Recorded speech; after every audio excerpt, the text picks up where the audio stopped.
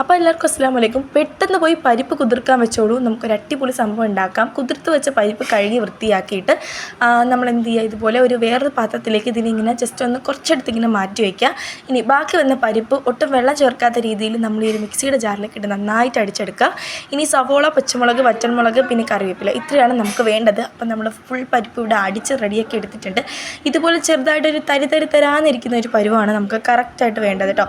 ഇനി ഇതിലേക്ക് സവോളയും പച്ചമുളകും പിന്നെ വറ്റൽമുളകും കറിവേപ്പിലയും കൂടെ ചേർത്തിട്ട് നല്ല രീതിക്ക് കായപ്പൊടിയും പിന്നെ നമ്മൾ മാറ്റി വെച്ച ആ ഒരു പരിപ്പില്ലേ അതും കൂടെ ചേർത്തിട്ട് കുറച്ച് ഉപ്പ് കൂടെ ചേർത്തിട്ട് നല്ല രീതിക്ക് അങ്ങ് ഇളക്കി മിക്സാക്കി കുഴച്ചെടുത്തോളൂ. ഇനി ഇതിലേക്ക് കുറച്ച് മുളക് പൊടിയാണ് വേണ്ടത് കേട്ടോ. അതും കൂടെ ചേർത്തിട്ട് നന്നായിട്ട് അങ്ങ് ഇളക്കി മിക്സാക്കുക.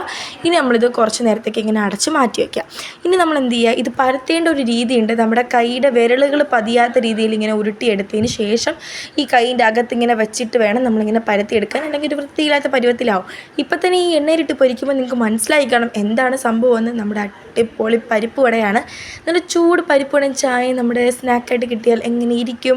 അപ്പോൾ എന്തായാലും അടിപൊളി പരിപ്പ് ഇങ്ങനെ എണ്ണയിൽ കിടന്ന് തിളക്കിയാണ്. അപ്പോൾ ഇത് നമ്മൾ മാറ്റി വെച്ചിട്ട് പിന്നീട് ചായയുടെ കൂടെ ഇങ്ങനെ 2 പരിപ്പ് വട എടുക്കുക. പിന്നെ നല്ല ചൂട് ചായ ഇങ്ങനെ ഗ്ലാസ്സിലേക്ക് ഒഴിക്കുക. ഇതിപ്പോൾ ചായയല്ല, നമുക്കിപ്പോൾ കോഫിയാണ് എന്തായാലും കിട്ടിയാൽ പോരെ. അപ്പോൾ ചൂട് ചായയോ കാപ്പിയോ എന്താണെന്ന് വെച്ചാൽ നമ്മളിങ്ങനെ ഉണ്ടാക്കിയിട്ട് ഈ പരിപ്പ് വടയുടെ കൂടെ ഇങ്ങനെ എടുത്ത് കഴിക്കണം. എൻ്റെ സാറേ അടിപൊളിയാണ്. അപ്പോൾ നല്ല പരിപ്പ് വടയായിരുന്നു. അപ്പോൾ എന്തായാലും ഇതെല്ലാവരും ഒന്ന് ട്രൈ ചെയ്യണം കേട്ടോ.